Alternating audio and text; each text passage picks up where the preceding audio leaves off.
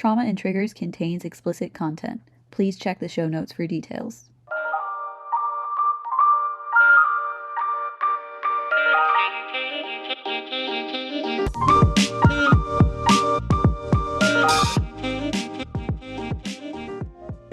Okay. Welcome to... Really? I recorded you say okay. Why are you on your phone? Oh, you have the script on your phone. Okay. Welcome to Trauma and Triggers. I'm Audrey. And I'm Sabrina. And today we're on one. Today is a unstructured episode, formerly known as mini episodes. They're never mini. But They were never mini. They were never mini. So you can just deal with that, listeners. Deal with the change that is just coming at you left and right all the time. You presumably read the title of the episode before you hit play. Self-care? Fuck you. And that's the energy we have towards self-care. So we thought it would be just a fun little topic. Just a fun thing to talk about. We'll talk about. And I feel like I'm going to go on a lot of rants and tangents on this one. So this buckle is in. Completely opinionated. It's all just us talking about what we think is important. This show is proudly brought to you by our opinions. I do want to say that I think self-care is important. I just think that what feels like self-care to me is usually difficult to do and inconvenient. Yeah. Hence the name of the episode.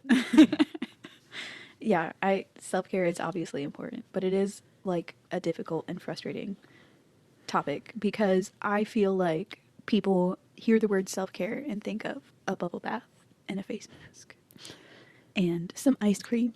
some ice cream. And occasionally that can be self-care. Yeah. But most of the time it's folding your laundry and washing your dishes. Most of the time it's things that you've been putting off and need to deal with, or things that are going to help you feel healthier both mentally and physically. Yeah. And usually that is not solved by a bubble bath and some ice cream.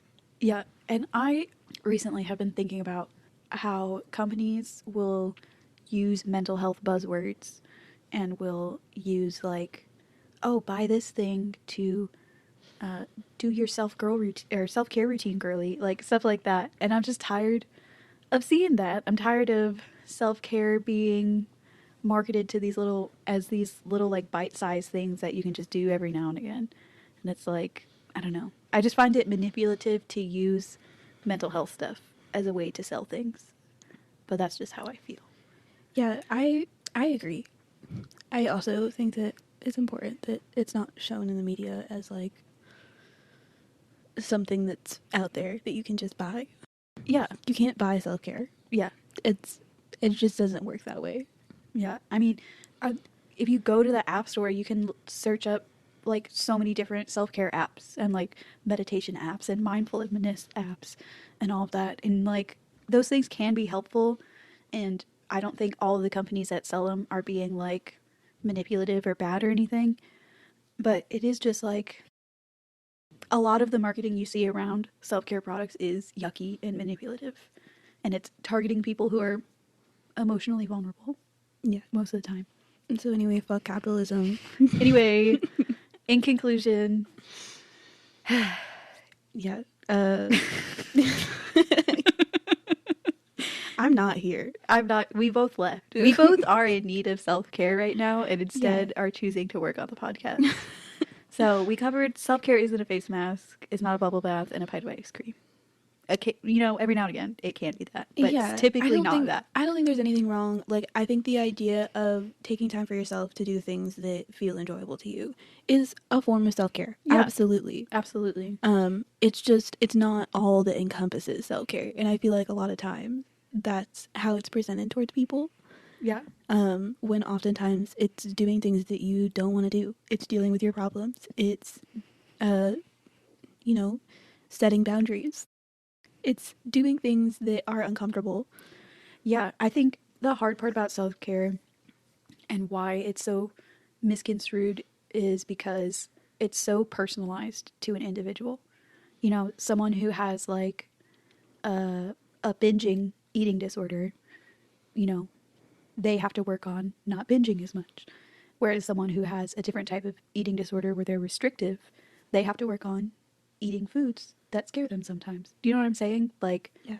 self-care comes down to the individual so much, and there's not a one size fits all answer. And it's hard because you have to do the what's the word, mindfulness, to know what's wrong with you and what parts of you need to be taken care of. Yeah. Honestly, this is coming from hypocrites. It really is. I mean, I feel like in a way we're hypocrites, but also we have made a lot of progress in this area. Yeah. We have made strides through therapy and growing ourselves to set more boundaries and be more confrontational and healthy. Yeah.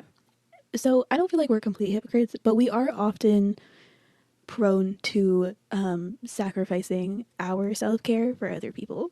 I I do feel like this podcast has been like self-care for me in a way, because it's something I've always wanted to do, and then like doing it with you is always like, I don't leave here feeling drained most of the time unless it's like a hard topic. Yeah. You know, like it's something that gives me energy and I look forward to every week. And I think that is a form of self-care, is finding a hobby that you enjoy doing. Right. So yeah, we're not 100% hypocrites. We're 55% Yeah. hypocrites. It's all give and take. And I think, you know, that's one thing that for me, part of my self-care thing is not being so strict with myself, where I'll be like, oh, I didn't, you know, I didn't eat well today, or I didn't journal today, or didn't fucking floss my teeth or whatever. Guess I'll never do it again and I'll just fucking hate myself forever. Like that, calm Yeah. down. We can just do it tomorrow. Yeah. And all the other times you did it, you did do the thing that you were supposed to do, still counts for something. Yeah, I also need to work on that a little bit. I think a lot of what I've been trying to do is just like setting boundaries and recognizing when I need something, and whenever I need to take care of myself and actually doing that. Usually it means alone time. Most, like about 50% of the time, self-care for me is taking time alone, away from people.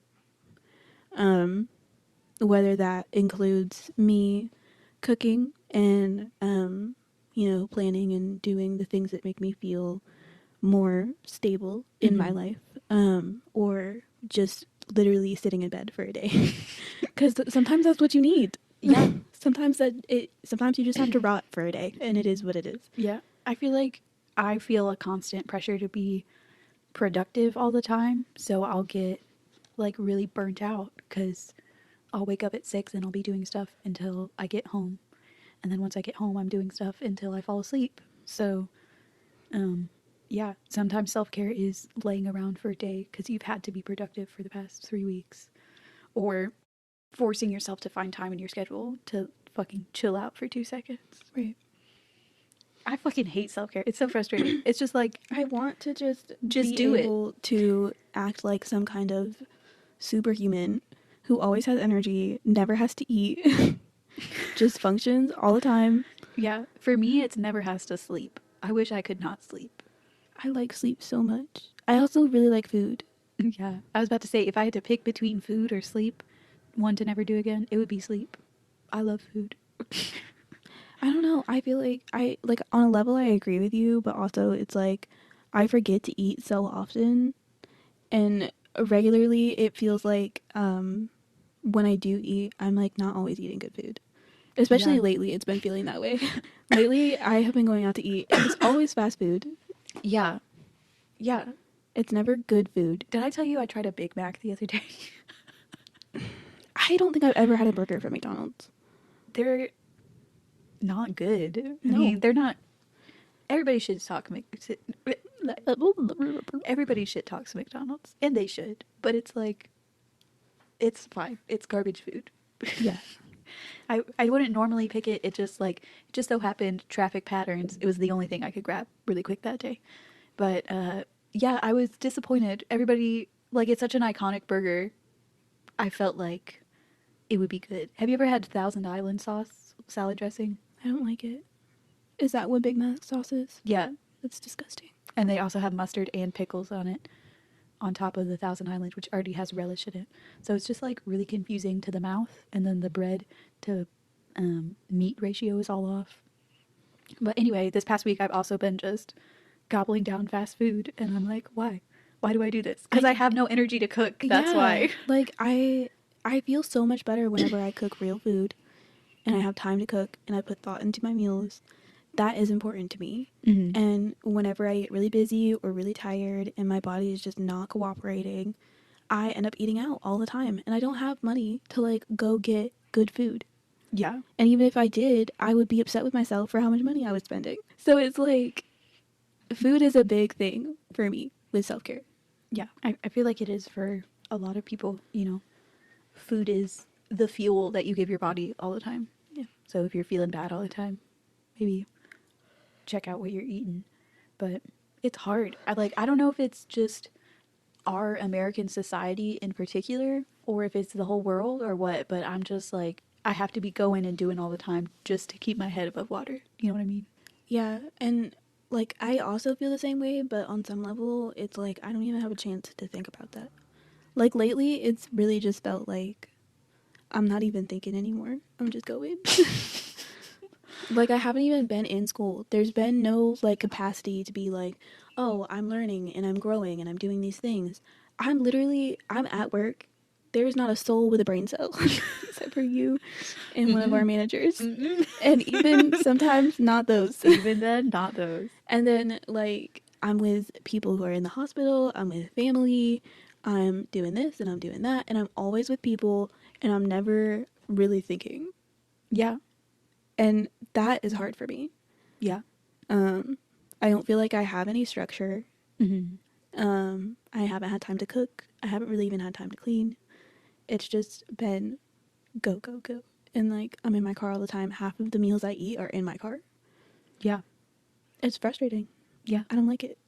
I hate one of the things I like about myself is like my mind and my creativity. And I hate when I get in these headspaces and this level of busyness where I'm either going or I'm numb because I can't even process everything that's happened. Yeah, I'm trying to leave that space now, and I'm having a difficult time. You've been watching me have a difficult time. Yes, and I love and support you from over here, and I can't help you at Got all. a little sign, my little cheerleader. Yeah. This feels more like a therapy session than a podcast episode right now, but it is what it is. Okay, I will say every topic, like subtopic we had on there was all the same thing. Yeah. It was all like we're just if we could have discussed and said everything we needed to say in like 2 sentences for this episode. So honestly, yeah, at this point we're just talking about ourselves, and that's okay. It is okay. I feel like some of what I'm missing in my self-care routine now is fun. Like I feel like I'm missing going out and doing fun things. Yeah, we recently went to a pole dancing class. Oh my god, that was so amazing. I felt so good after that class. Like Yeah. I had more energy than I've had in weeks, and it was after an hour of like straight exercising and trying to hold myself up on a bar. Yeah. And there's no good reason why I would have energy after that, but I did for hours. Oh yeah, me too. I was absolutely fucking pumped for life. And then the next day I woke up tired again. Yeah. Oh, it's time for work. Yep. I think for us, you know, we work at the same place, which I feel like our listeners have picked up on by now. Where we work is very mentally draining and not mentally rewarding. Yeah. So that's a big thing for me.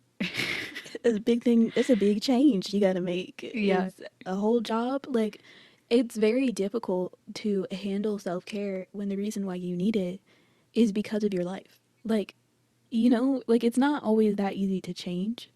So trying to balance like, oh, I have a really shitty job, but I can't get rid of that job now. So what can I do to counterbalance it? Mm-hmm. You know, and that's a really difficult thing to balance. Yeah, when it takes up the majority of your life. Right.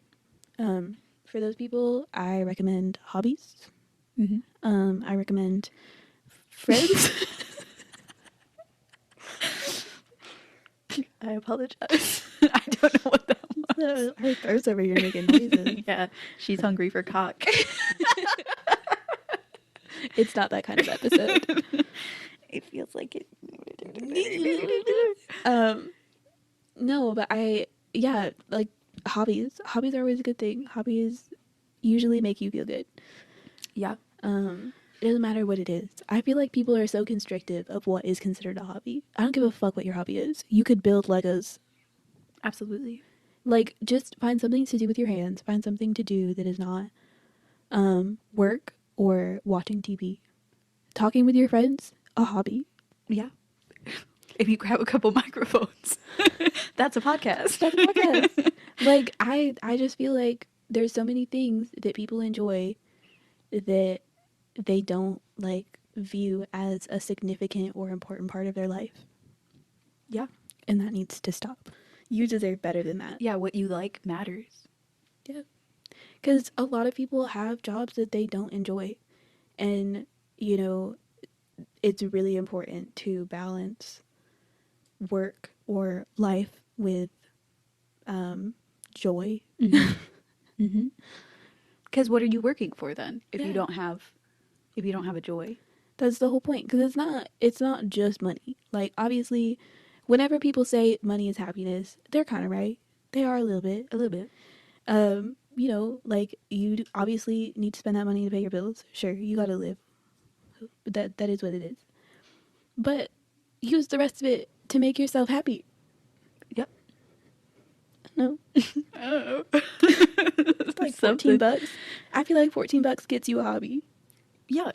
You could buy a ball of yarn and a crochet hook Yeah, and watch some YouTube videos. yeah.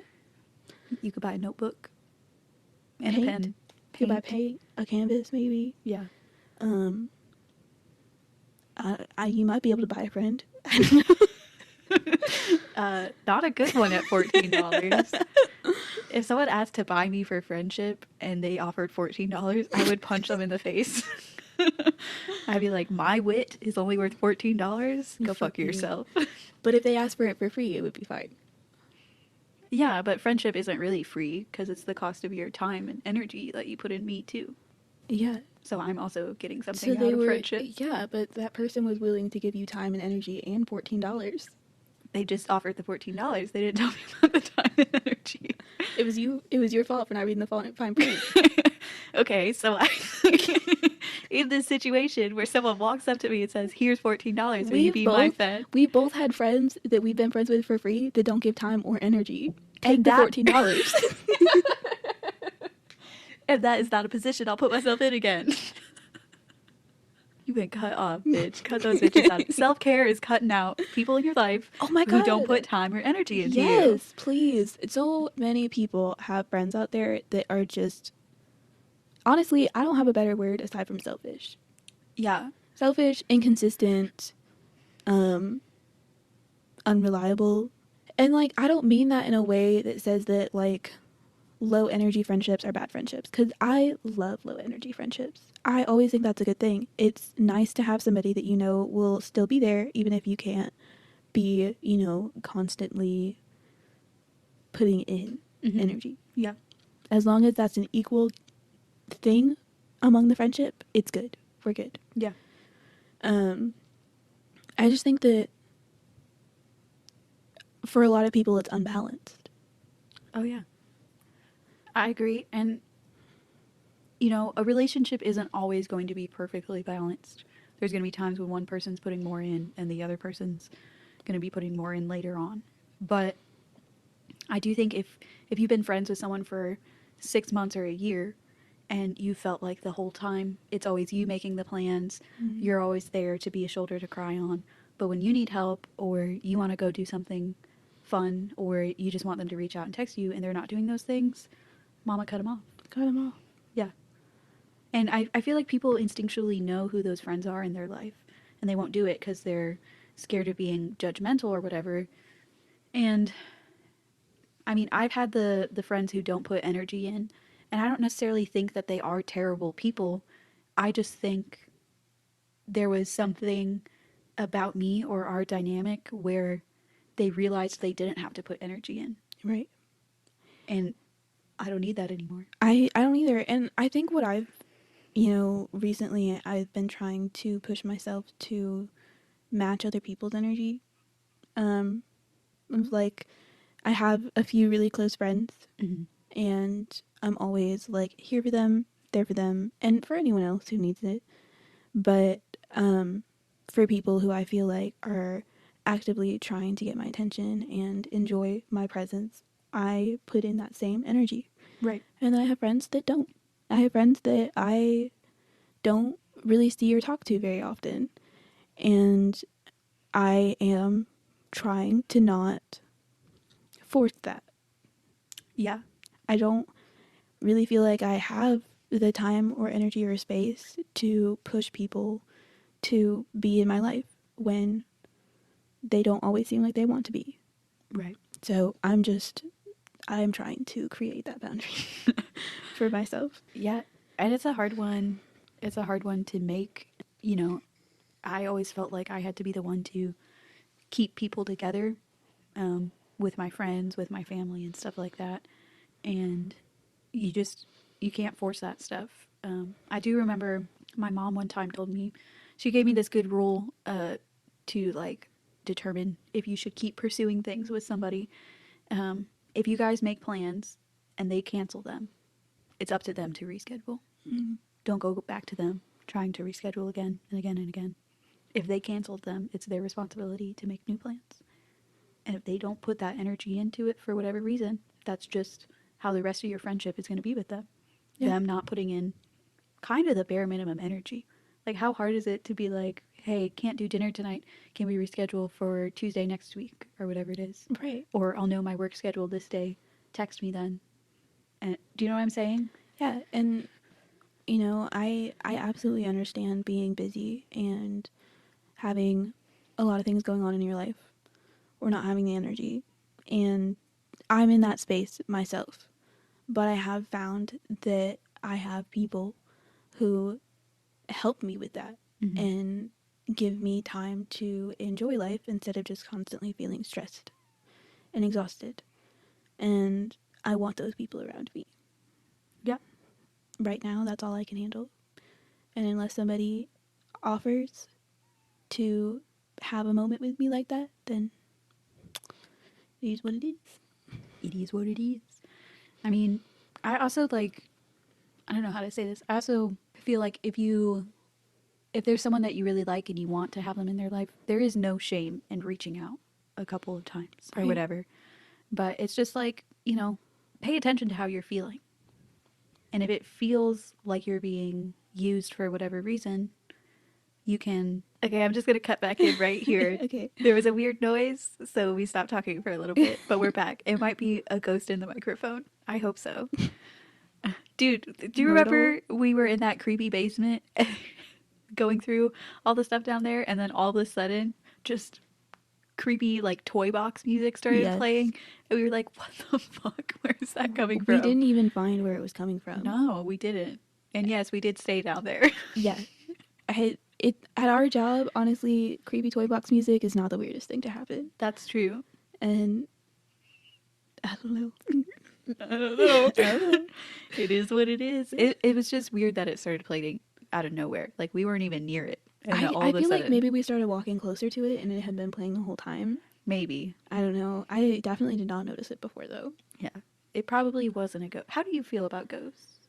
Do you feel like they're real or no? I don't know. I think usually, okay, so I think a lot of people will have a problem with my take on things. I tend to have a philosophy of if I can't see it, it's not there or important. Mm-hmm. I feel that way. That's why I'm not very interested in science. It's also why I'm not very interested in spiritual things. I love this take because Not that I think that either thing is unimportant, because that's not at all what I'm saying. right. Let me finish my spiel. It's just, it's very hard for my brain to wrap my head around things that I cannot see or feel in any kind of way. It's just, to me, I'm like, okay, I know it exists. Somebody else is studying it, therefore it is not my problem. Right. You're You know? very pragmatic. You're like, this isn't here with me in the room. I simply do not care. Yeah. And like, I know and I trust that other people do care, Yeah. because generally the overwhelming feeling I get from people when I say that is, are you for fucking real?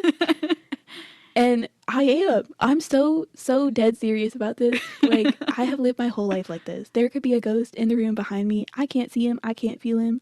Unless he does something to me, I'm not going to do anything to him. I'm not even thinking about him. Yeah. He has his own life. And he's not bothering me. And, you know, do I care that the atoms in the walls are moving? I don't give a fuck. I don't. It doesn't matter. That feels like a very, like, peaceful.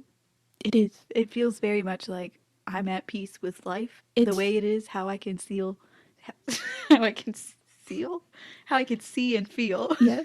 things. And I'm jealous of that mentality. Yeah, I've never been a very like existential person. Yeah. Like, because my life in most ways has and will never be, well, not will never be, but has not been peaceful. I would not describe my life as peaceful. And I just don't think I ever really had time to worry about those things or think about those things, and it just kind of continued. And I don't want to. I just don't, like, it's not that I can't, or that I don't believe in things, or that I don't think that they're important. It's just, for me personally, it's easier to continue on with my life not acknowledging them. There's been multiple times we've been working and you're just like, I don't see it, it's not there, and goes on. I'm being dead serious. And I know you are, and I love that about you. Like, I really just can choose. Like, this goes for every person, and I wish people did it more often. You really can choose to just ignore shit. Yeah. And in a lot of ways, you shouldn't. In some things, you shouldn't. But sometimes, people really should. Sometimes people should stop thinking about how the world might end soon. Why is it agree. important right now? Yeah. I absolutely think that people should do things to avoid it if it's possible. But if you can't, and you can't do anything about it, stop thinking about the existentialism of life. Yeah. It's too much. Control That's your too much for one person to feel. Yeah. I get it. And I'm jealous because I have very opposite mentality. It's unfortunate. Recently, I told you I was having like existential crises, and I could just see you looking at me, not relating. I could see in your eyes, you were like, okay, weird. I don't like. But that is also self-care. Like if you can, if there's something that's bothering you, and you're like, oh, this is out of my control, I will simply not be bothered by it anymore. Yeah. And like sometimes I can do that, sometimes I can't. It's just for like the basic things, because this originally all started because of ghosts. For the basic things of like general spirituality and like science for some godforsaken reason. I genuinely, no matter how hard I try, cannot make myself care. I don't care. Yeah. And I don't mean that to offend anybody. It's just, it's never been a part of my life. It's never been something I really thought about seriously. And to be honest, I don't want to. So I don't. If I can't see it, it's not there. It's not there. And you know, I know that science is real. And I just don't want to think about it. And it's entirely possible spiritual things of all kinds are real, and I just choose not to think about that. Work. Yeah. Work, bitch. I do think that is actually, it's weird that people judge you for that, because to me that makes sense. I think some people actually think I'm dumb for it. Yeah, people are so like judgmental if you're not interested in the quote important things that they think you should be interested in. And it's like, it's not that I can't think about them. It's not that I don't believe that they're important to you or important in general. Obviously, science is important. But a lot of things in science are going to continue working without me knowing how they work. Yeah. Ever thought about that? Why do I need to know how they work? You don't. Someone else knows. Exactly. That's good enough for me. I think it's some people's hobby. We were talking about hobbies. Yeah. I think like their fascination with science is their hobby, and I absolutely, like, I love listening to people talk about things that they're passionate about. I will sit there and listen to you if that's what you want me to do. But I don't understand getting upset about it, you know? Like, don't get upset with me because I tell you that I'm not interested in talking about spirituality. Don't get upset with me because I tell you I'm not interested in talking about science. Yeah. It's just not something that I have a lot of opinions about. I don't. And that's not a hit on you. Yeah. I'm not judging you. Don't judge me. People are so insecure all the time. Also, another thing for self-care, cut out all the insecurity. Get rid of all your insecurities right now. No, all the insecure people in your life. Oh, okay. That's my bad. I mean, it is a little fucked up, but I don't know. I think that I think you can be insecure and not a prick. But yeah, I think absolutely. some people's insecurity does make them like really lash out at you and get upset at you for something that's not even happening. Insecurity sucks, but you can manage all of your negative emotions so they don't have a negative impact on people. Yeah, like everybody's going to have negative emotions. Everybody's going to have insecurities. It's just a matter of how willing somebody else is to put you at risk and put themselves above you and their feelings above you. Yeah. I think that's the big thing for me. I really don't like being treated like that, and I think most people would agree. Yeah. It's not fun to be treated as if somebody else's thoughts and experiences and feelings are more important than you are. Amen. I think self-care for me, something I need to work on is mindfulness in general. But it's hard. My little microphone muff smells like cat piss, by the way. That's so unfortunate. Yeah, I don't know. I'm not accusing your cats of anything, That could be. but I just want you to know that's something I experience. It's possible. I'm not even gonna lie to you. Sometimes cats just be peeing They do be peeing. One of them has literally peed on my bag before. on your bed My bag. Bag. I had just gotten home, left my stuff down, walked away. One of them peed on my bag. Fucking rude behavior. Yeah. You really got me on the topic of spirituality and One question. it was Ghosts. it was one question, but it's something that I have noticed all the time and I always feel like I'm alone in it. Yeah. I don't know how to explain it to people because every time I talk about it, they're like, "What the fuck are you talking about?" I don't think about how the world's going to end. I don't. And if I do, it's very much like, "Oh, that'll happen," and then I move on with my life. Yeah. I don't, it doesn't make me sad. It doesn't make me mad or really angry. It's just there and it could happen. And I'm going to keep living until it does. None of us have a choice. Yeah. So what about it? Right. And I do think that, obviously, with all of that being said, I think it's important that people do things to try to avoid bad things happening to the world. But Yeah. I don't have a major impact on that. And I can only do what I can do. Right. And then I will no longer think about it. Sitting here thinking about it isn't going to do anything. Yeah. Who says these things to you when you tell them that?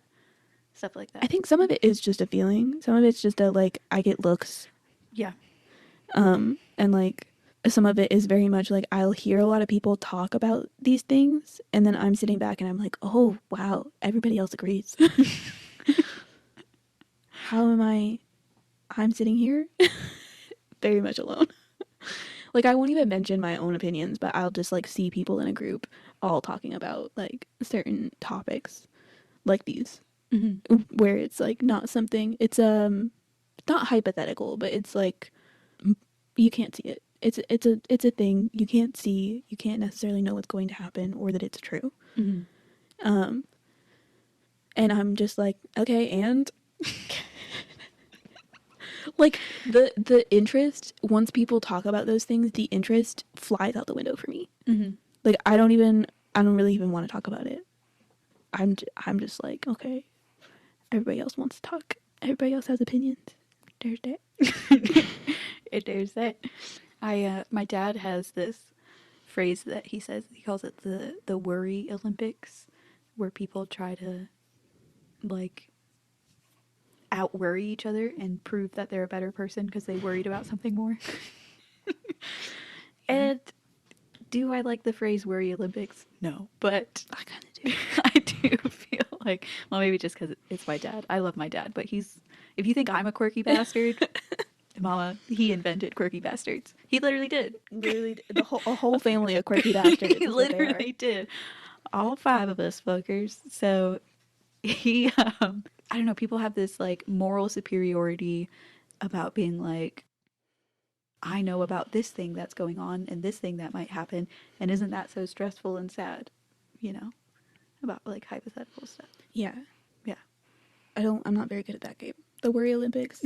You know, the name itself, you would think I would excel. Yeah. Because I'm an anxiety ridden person. I worry a lot. But I worry a lot about things that I can see and feel and experience. Yeah. I wonder, I've seen some like stuff about people with ADHD having like object permanence. Yeah. I wonder if any of that plays into that. Probably a little bit. Like you just being like, if it's not there, it's not real. And what? And what? I feel so serious about this topic. I very much just feel like I don't know. Yeah. It's for me. It's just how my brain works, and I just can't care. I hope there's someone listening out there who agrees with you. Yeah. Who is like, I also feel this way. Maybe we can make that a poll. Maybe somebody can let me know that I'm not alone out here, please. Somebody please tell me that I'm not alone. What do you want the poll to say? Do you believe it's science? I believe in science, you bitch. I know. Does it matter to you? Do the things you can't see matter to you? I don't know. Guess, maybe. Yeah. Something like that. We'll think of a better one when we can be thinking, right? Right now we've just been talking. No thinking, all talking. We're not even talking about the topic. This is self-care. I do feel like it is very self-care. Like you're talking about it like you're feeling alone and maybe like you feel a little, I don't know, a little shame that you have this mentality, but it's like it is a very good mentality to have, to be like, here's this thing, can I do anything about it? No, don't think about it anymore. Goodbye. So now I have energy for all the other stuff in my life. I do agree with you. I think that it's definitely not healthier, but like for me it's a better mentality. Like I can't imagine constantly worrying about the world ending or there being ghosts in my room. I couldn't do that. But I also like, it's such a non-active thing for me. Like it's not like, whereas most of the self-care I have to like, you know, plan it out or there's an action that I do that's self-care. This is just how I live my life. So I have a hard time viewing it as like self-care. Yep. I get that. I do think that for people who do generally live their life worrying about existential things, it would be worth looking into not doing that. When I was younger, I used to have very like, I was very afraid of the world ending. I would have nightmares about it all the time. And now I don't have that fear. I've been able to adopt that. Well, I can't do nothing about it. Oh well. But the thing that was so scary was actually that I couldn't do anything about it. There's something that there was nothing in my power to make it happen or not happen. Yeah. I think maybe that's why some people get so scared about it, is they take the not having the control over something as a bad thing rather than it is what it is. Yeah. And I get that. I think that it's really just, for me, it's like I forget about it. Like it's not even an active like, oh, I can't do anything. I will genuinely. The more I talk, the more I'm like, this is object permanence. Like I just don't think about it at all. Yeah. Like it's not like an active, oh, I thought about it but I can't do anything about it, so it's gonna go away now. It was never there. Mama, the concern was never there. If somebody brought it up to me, and that's the only reason why I'm thinking about it now. Yeah, your only concern was how annoying this conversation is going to be now. Because you have no interest in it. Like, I have no thoughts about this conversation. Except for my one thought that I have no thoughts. I have nothing to add. Literally. That's it. And I feel like such an ass because it's always like there these like big questions that people have, and I'm like, okay, fucking, why do you care? I sound like such an asshole. It's okay. You are one, and I love I you. am. It's giving cunty energy. Oh. Well, in regards to self-care, I feel like we covered everything. I do. I feel like we covered everything about 30 minutes ago. Yeah, Actually, yeah, that's about right. We're at 50 minutes right now. that checks out. That about checks out. And then we definitely sidebarred about ghosts. Actually, I would like to state you never really answered the questions about ghosts. I guess you kind of did. You were like, it doesn't matter to me. Yeah, Yeah. I don't.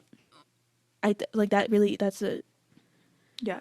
So if a ghost came in here right now and just like threw something at you, would ghosts Then I matter would. to you? Yeah, then I would have to like. Or be just like, that okay, ghost? like just that one. Of course, it's just that one. Then I mean, like, I probably have a moment where I was like, okay, maybe now I need to rethink my evaluation of ghosts because they clearly exist, and now I have to worry about them. But like, also, if a ghost just came in here and threw something at me, I would probably respond to him like he was a person.